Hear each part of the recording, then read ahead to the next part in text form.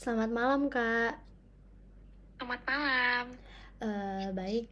Sebelumnya aku mau berterima kasih dulu nih ke Kakaknya. Makasih ya, Kak, udah mau meluangkan waktunya di tengah-tengah kesibukan Kakak pada malam hari ini. Makasih juga udah mau jadi salah satu narasumber aku di interview aku kali ini.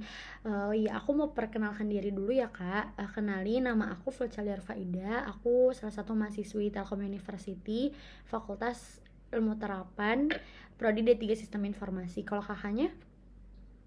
Nama aku Catherine Cantika Larasati dan juga dari mahasiswi Telkom University, Fakultas Ilmu Terapan dan dari Prodi D3 Sistem Informasi Akuntansi. Oke, baik Kak. Di sini aku mau interview Kakaknya sekitar kasus kriminalitas ya. Sebelumnya aku mau izin buat nge-record teleponan kita kali ini, boleh ya Kak? Boleh? Oke, baik. Di sini langsung aja ke pertanyaan pertama ya Kak. Apa pendapat Kakak tentang peningkatan angka kejahatan yang terjadi di negara ini dalam beberapa tahun terakhir? Yang saya lihat peningkatan angka kejahatan sebagai permasalahan yang cukup serius dan membutuhkan penanganan yang lebih baik dari berbagai pihak. Oke, baik. Jadi menurut Kakak peningkatan angka kejahatan di negara ini tuh cukup meningkat secara serius ya Kak? Iya. Oke, baik. Lanjut ke pertanyaan selanjutnya, Kak. Bisakah Kakak ceritakan bagaimana pengalaman Kakak ketika mengalami sebuah kasus kriminalitas? Dulu saya pernah ketipu kos dari web online gitu. Dan saat itu juga saya udah transfer DP ke ownernya sekitar 2 juta. Terus setelah saya cari-cari lagi informasinya, ternyata saya kena tipu sama ownernya dan sampai sekarang uang transferannya itu nggak pernah dikembaliin lagi sama mereka. Oke, baik. Jadi Kakaknya pernah ngalamin kasus kriminalitas berupa kasus penipuan gitu ya, Kak? Penipuan kos ya, Kak? Iya, iya Oke. penipuan kos. Oke, baik, Kak. Lanjut ke pertanyaan selanjutnya ya, Kak. Berdasarkan pengalaman Kakak yang tadi itu sudah Kakak ceritakan, apa sih faktor yang mendorong seseorang melakukan tindak kejahatan tersebut? Faktor yang mendorong itu dari segi ekonomi, karena banyak orang yang ingin mendapatkan uang lebih dengan cara haram, yaitu dengan cara menipu. Oke, jadi mungkin faktor utamanya itu karena segi ekonomi ya, Kak? Ya, Oke, baik. Lanjut ke pertanyaan selanjutnya ini, Kak. Menurut Kakak bagaimana sih pelayanan serta tindakan kepolisian terhadap pelaporan dari sebuah kasus kriminalitas? menurut menurut aku ya, pelayanan kepolisian itu kurang baik dan kurang cepat juga tindakannya. Oke, baik. Jadi menurut Kakak pelayanan serta tindakan kepolisian itu kurang sigap gitu ya, Kak, dalam menangani Iya, kasus. kurang sigap. Oke, terima kasih. Baik, ini lanjut ke pertanyaan selanjutnya. Apa tindakan konkret yang Kakak ambil untuk memperkuat keamanan lingkungan sekitar dari sebuah kasus kriminalitas? Terutama untuk Kakak sendiri. Dari pengalaman saya ya, saya harus berhati-hati lagi dan juga tidak mudah percaya lagi, dan saya harus memilih informasi yang terpercaya, kayak harus datang langsung ke tempatnya kalau misalnya mau mencari kos gitu. Oke, baik Kak. Jadi Kakak menyarankan untuk diri Kakak sendiri harus lebih berhati-hati ya Kak dalam Ya, memilah-milih informasi, jangan sampai mencari ketipu kos lagi. ya, Iya. Oke, baik. Lanjut cari ke informasi. pertanyaan selanjutnya nih Kak. Menurut Kakak bagaimana respon masyarakat apabila daerah lingkungan tempat tinggalnya terjadi sebuah kasus kriminalitas?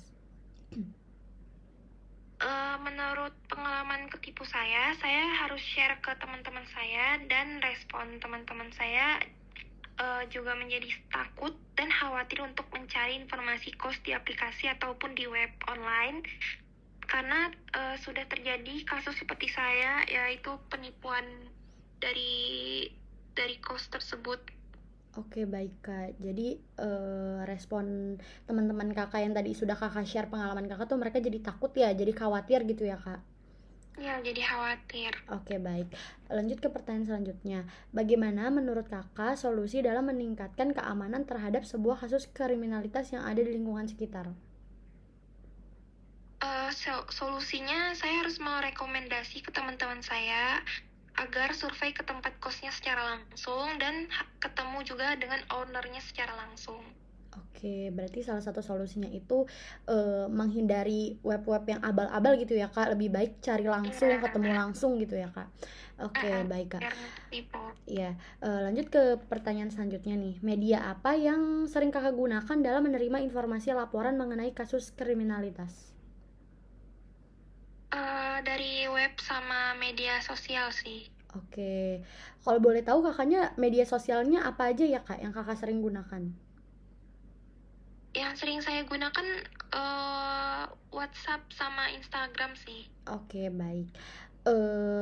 Ini kita lalu kalau lanjut pertanyaan selanjutnya ya Kak. Kan dari tadi Kakak sudah menyampaikan bahwa media yang Kakak gunakan itu media sosial. Nah, di media sosial ini kan sering banget tuh Kak orang-orang men-share informasi berbagai kasus kriminalitas lah yang terjadi di media sosial. Itu bagaimana pendapat Kakak? Ya itu bagus sih, biar semua orang bisa tahu dan juga nggak gampang ketipu. Oke, baik. Jadi menurut Kakak sisi positifnya itu bagus ya Kak, karena mungkin kalau orang share di informasi di media sosial tuh penyampaiannya lebih cepat dan orang-orang bisa menerimanya juga jauh lebih cepat gitu ya Kak. Oke, kita lanjut ke pertanyaan terakhir nih Kak. Bagaimana harapan Kakak terkait penanganan pelayanan ketika terdapat seseorang yang mengalami kasus kriminalitas? Kalau jadi saya pengen pelaporan itu dilakukan secara online. Karena yang tadi sudah saya ceritakan bahwa menurut saya pelayanannya dan tindakan kepolisian itu kurang cepat. Mungkin karena banyak yang melaporan dari masyarakat dan menumpuk sehingga banyak pelaporan yang penanganannya lambat. Lalu laporan secara online itu bisa mengefisiensi waktu masyarakat yang melapor dan memudahkan pihak kepolisian dalam menangani pelaporan tersebut. Oke, baik. Jadi menurut Kakak harapan Kakak itu semoga pelaporan itu ada yang pelaporan tuh bisa dilakukan secara online gitu ya. Mungkin dengan bentuk adanya aplikasi atau web gitu ya, Kak, mungkin. Iya. Oke, baik Kak. Mungkin sekiranya cukup sih Kak pertanyaan yang tadi dan jawabannya. Sekali lagi saya ucapkan terima kasih ya Kak atas jawaban-jawabannya. Semoga kakaknya sehat-sehat terus. Selamat malam, selamat melakukan Amin. aktivitas kembali. Terima kasih. Iya, selamat malam. Terima kasih.